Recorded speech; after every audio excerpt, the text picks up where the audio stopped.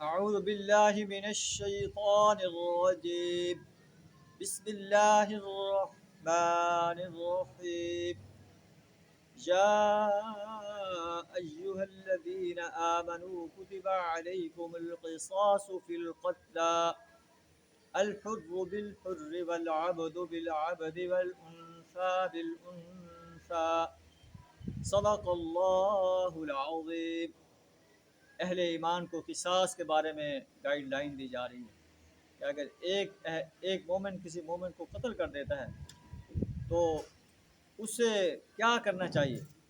اے ایمان والو، تمہارے قتل کے مقدموں میں قصاص کا حکم لکھ دیا گیا ہے.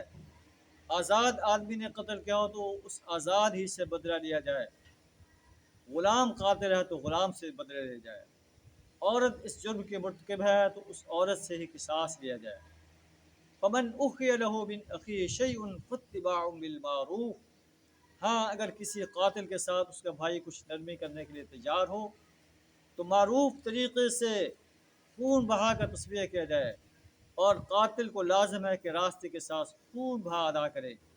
یہ تمہارے رب کی طرف سے تخفیف اور رحمت ہے. اس پر بھی جو زیادتی کرے اس کے لیے دردناک سزا ہے. وَلَكُمْ فِي الْقِصَاصِ حَيَاةٌ يَا أُولِي الْأَلْبَابِ. عقل و خرد رکھنے والوں، تمہارے لیے قصاص میں زندگی.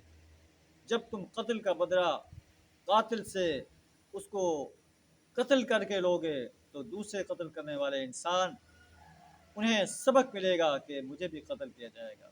لوگ قتل کرنے سے باز آ جائیں گے. وَلَكُمْ فِي الْقِصَاصِ حَيَاةٌ يَا أُولِي الْأَلْبَابِ. عقل و خرد رکھنے والوں، تمہارے لیے قصاص میں زندگی ہے.